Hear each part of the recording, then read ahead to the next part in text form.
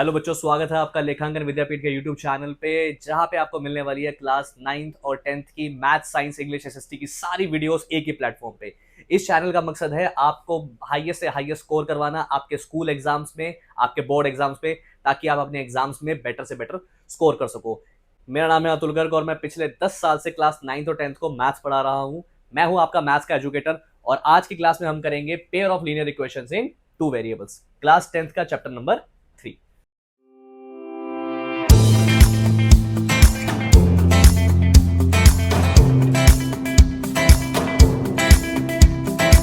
हम क्या जानते हैं इस चैप्टर के बारे में और क्या ये हमारा पहला इंटरेक्शन है इक्वेशंस के साथ, लीनियर इक्वेशंस के साथ, और बल्कि पेयर ऑफ लीनियर इक्वेशंस के साथ, वो आज हम एक बार देख लेते हैं इस वीडियो में, जो कि इंट्रो वीडियो है इस चैप्टर की। क्या जानते हैं हम इक्वेशंस के बारे में, तो एक बार मैं आपको पहले याद करवा देता हूं। क्लास 8th में हमने पढ़ा था लीनियर इक्वेशंस इन वन वेरिएबल। ठीक है, आपको याद ही होगा, वहां पे हमने सिर्फ एक टाइम पे एक ही वेरिएबल की बात की थी।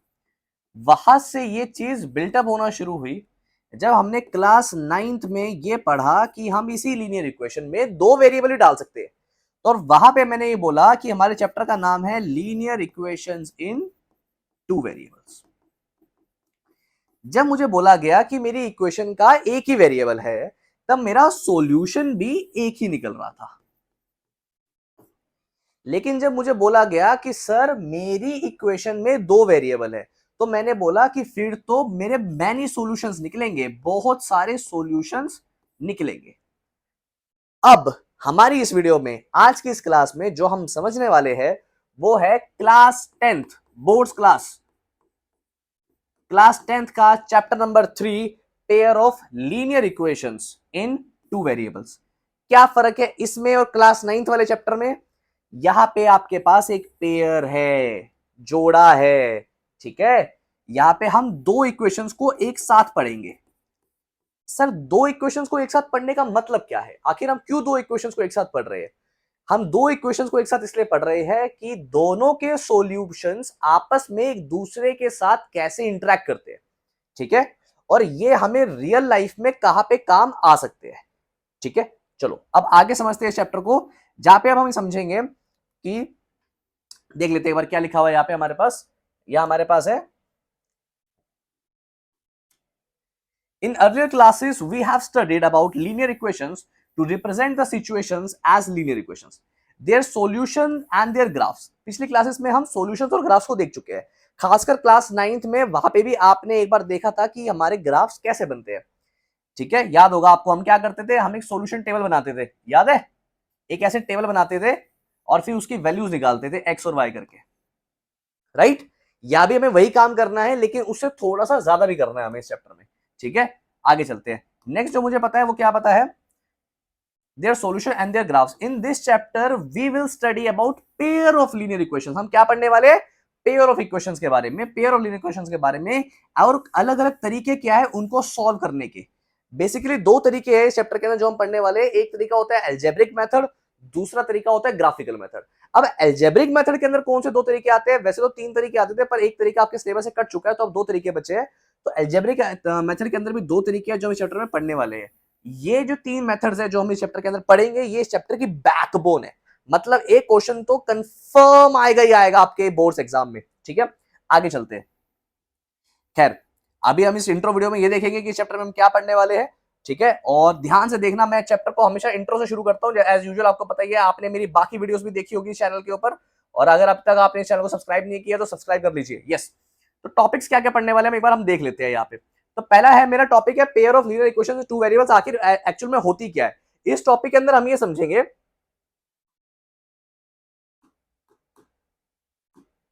इस टॉपिक के अंदर जो पहला टॉपिक है मेरा, यहां पे हम ये समझेंगे कि लीनियर इक्वेशंस का पेयर एक्चुअल में होता क्या है, इसकी स्टैंडर्ड फॉर्म क्या है, और हमें इसकी स्टैंडर्ड फॉर्म को पढ़ना क्यों जरूरी है। क्लियर है मेरी बात? आगे चले। नेक्स्ट जो मेरा आता है इसके अंदर, वो आता है कि ग्राफिकल मेथड क्या है। आखिर ये कौन सा मेथड है जिसमें हम ग्राफ की मदद से भी हमारे सॉल्यूशन को फाइंड कर सकते हैं। ठीक है, क्या ग्राफ की मदद से सॉल्यूशंस को फाइंड करना पॉसिबल है? अगर पॉसिबल है तो सर उसका स्टेप्स क्या है, उसको किया कैसे जाता है, उसमें कौन कौन से प्रोज है, उसमें कौन से जो जिसको हमें यूज करना चाहिए। नेक्स्ट जो आता है मेरा वो आता है कि सॉल्यूशन क्या है एक पेयर ऑफ लीनियर इक्वेशंस का बाय सब्स्टिट्यूशन मेथड। मैंने आपको बताया दो मेथड है, एक है एल्जेब्रिक, एक है ग्राफिकल। जो एल्जेब्रिक मेथड है, एल्जेब्रिक मेथड के अंदर दो तरीके आते हैं, पहला सब्स्टिट्यूशन, दूसरा एलिमिनेशन। तो उसके बाद जो हमारी नेक्स्ट पूरी की पूरी यूनिट आती है वो आती है सब्स्टिट्यूशन मेथड की। इसके भी हम अच्छे अच्छे क्वेश्चंस करने वाले हैं हमारी अपकमिंग वीडियोस में, तो चैनल को लाइक जरूर कर दीजिएगा। नेक्स्ट जो मेथड हम करने वाले हैं वो है एलिमिनेशन मेथड। अभी एलिमिनेशन मेथड भी एल्जेब्रिक मेथड का ही एक पार्ट है एंड ये बच्चों का फेवरेट मेथड है, तो इस वीडियो को मिस बिल्कुल भी मत करना। आगे चलते हैं। Method of finding unknown constants under given condition. अगर आपको कोई कंडीशन दे दी जाए, ठीक है, और अगर आपको के की वैल्यू निकालनी है तो हम कैसे निकालेंगे? ये क्वेश्चन बहुत इंपॉर्टेंट होते हैं और लास्ट यूनिट है हमारे इस चैप्टर की, ठीक है, तो इस वीडियो को भी मिस करने की गलती बिल्कुल मत करना। अब चलते हैं आगे। तो चैप्टर शुरू करने से पहले मुझे एज यूजुअल सब्जी बताने से पहले मेरे पास इंग्रेडिएंट सारे होने चाहिए, राइट? वैसे ही चैप्टर पढ़ने से पहले मेरे पास चैप्टर की सारी डिटेल्स होनी चाहिए। तो एक बार हम सारे बेसिक्स को, जो अपने पुराने पुराने बेसिक्स है उसको फटाफट एक बार फिर से रिवाइज कर लेते हैं, ताकि जब हम इस लड़ाई में उतरे हमारे पास सारे हथियार हो। क्लियर है मेरी बात? चलते हैं आगे। An equation of the form ax plus b equals to 0। ये फॉर्म किसकी थी? ये फॉर्म थी क्लास 8th वाले लीनियर इक्वेशंस की। किसकी? यस, ये फॉर्म किसकी थी? क्लास 8th वाले linear equations in one variables की। किसकी थी? क्लास 8th वाले linear equations in one variables की। वहां पे मेरे पास सिर्फ एक ही वेरिएबल था और वो था x। क्या था? x। क्लियर है? ये वो वाली x नहीं है जिसकी यादों में रात को रोते हो तुम, है ना? ये वो वाली x नहीं है, ये x है। क्लियर है? आगे चलते हैं। जहां पे बशर्ते ये है कि मेरा a जो है वो 0 के इक्वल नहीं होना चाहिए। क्या? मेरा a जो है वो 0 के इक्वल नहीं होना चाहिए। a should not be equal to 0। Clear है? नेक्स्ट जो आता है, ये जो फॉर्म थी इसको बोलते हैं linear equation in one variable. क्या बोलते हैं इसको? Linear equation in one variable. क्या बोलते हैं? यस, मेरे पीछे बोलो, linear equation in one variable, क्योंकि यहाँ पे एक ही वेरिएबल मौजूद है, वो है x। क्या है? x। नेक्स्ट जो आता है मेरा, an equation of the form ax plus b y plus c equals to 0। इसमें कितने वेरिएबल है? एक है x, दूसरा है y। क्या? एक है x, दूसरा है y। अब क्योंकि इसमें दो वेरिएबल है तो मैं क्या बोलूंगा कि ये क्या है? Linear equations in two variable. क्या है? Linear equation in two variable. Clear है मेरी बात? यस। जहां पे a square plus b square should not be equal to 0। आ रही है बात समझ में? ठीक है जी, ओके। इसका एक एग्जांपल यहाँ पे दिया हुआ है। फॉर एग्जांपल हमें देख सकते हैं कि 2x plus 3y equals to 7। ठीक है, आगे चलते हैं। Every linear equation in one variable can be written as linear equation in two variable. किसी भी वन वेरिएबल वाली इक्वेशन को मैं टू वेरिएबल वाली इक्वेशन बना के दिखा सकता हूं। कैसे? ये कैसे पॉसिबल है? देखना बहुत ध्यान से। फॉर एग्जांपल एक इक्वेशन दी हुई है 5y इक्वल्स टू 2। सर, इसको linear equation in two variable बना के दिखाओ। क्या? Linear equation in two variable बना के दिखाओ। कैसे दिखाएंगे देख लेते हैं एक बार। मुझे कुछ नहीं करना, मुझे लिखना है 5y माइनस 2 इक्वल्स टू 0, और उसके बाद क्योंकि यहाँ पे x मौजूद नहीं है तो मैं यहाँ पे x प्लस करके लिख दूंगा, पर क्योंकि यहाँ पे x मौजूद नहीं था तो मैं x को 0 से मल्टीप्लाई कर दूंगा। बोलो जय माता दी, फिर बोलिए जय माता दी। वेरी गुड, चले आगे। For the linear equation in two variable से x and y a solution. अब सॉल्यूशन का मतलब क्या होता है? सॉल्यूशन का मतलब क्या होता है? क्या होता है सॉल्यूशन का मतलब? सॉल्यूशन का मतलब क्या होता है? यस, सॉल्यूशन का मतलब क्या होता है? सॉल्यूशन होता है, ध्यान से देखना, देखो, x की और y की जो जो वैल्यू मेरी गिवन इक्वेशन को सेटिस्फाई करेगी। क्या करेगी? सेटिस्फाई करेगी। क्या करेगी? सेटिस्फाई करेगी। जो जो वैल्यूज मेरी गिवन इक्वेशन को सेटिस्फाई करेगी वो मेरी क्या होती है? सॉल्यूशंस होते हैं। क्या होते हैं? सॉल्यूशंस। क्लियर है मेरी बात? ये सारा जो पूरा चैप्टर है किस पे डिपेंड करता है? सॉल्यूशंस पे, कि क्या आप सॉल्यूशंस निकाल पाते हो, क्या सॉल्यूशंस निकालने के लिए आप सही तरीके का इस्तेमाल कर पाते हो। क्लियर है मेरी बात? चले आगे, ओके। नेक्स्ट है, a linear equation in two variable has infinitely many solutions. अगर एक इक्वेशन दे रखी है तो अनंत सॉल्यूशन। क्या? अगर एक इक्वेशन दे रखी है तो अनंत सॉल्यूशन, उसकी कोई लिमिट नहीं है, उसकी कोई लिमिट नहीं है। क्लियर है मेरी बात? Okay. The graph of every linear equation in two variable is a straight line. देखो, ये बात बहुत ध्यान से समझना कि अगर मेरी लीनियर इक्वेशन अगर मेरी इक्वेशन लीनियर इक्वेशन है तो उसका जो ग्राफ बनेगा वो हमेशा स्ट्रेट लाइन बनेगा। क्या बनेगा? Straight line. हमेशा ये जो ग्राफ मेरा बनने वाला है ये क्या बनने वाला है, स्ट्रेट लाइन बनेगा। इतनी बात क्लियर है। जब हम ग्राफिकल मेथड करेंगे हमारी सेकंड यूनिट में तो आपको ये बात और ज्यादा अच्छे से क्लियर हो जाएगी। ठीक है, चैप्टर बहुत इंपॉर्टेंट है हमारे 10th के लिए, इजी है, थोड़ा सा वर्ड प्रॉब्लम करती है, अदरवाइज चैप्टर में कुछ खास मुश्किलात बच्चों को नहीं आती। अच्छा चैप्टर है, स्कोरिंग चैप्टर है। ठीक है, आगे चलते हैं।